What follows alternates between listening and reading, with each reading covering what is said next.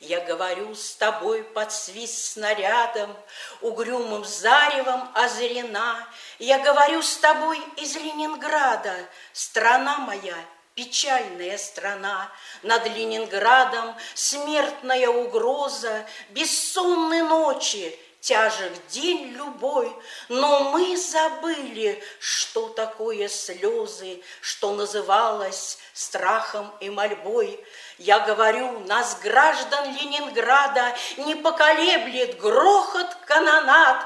И если завтра будут баррикады, мы не покинем наших баррикад, руками сжав обугленное сердце. Такое обещание даю. Я горожанка, мать красноармейца, погибшего, подстреленную в бою. Мы будем драться с беззаветной силой.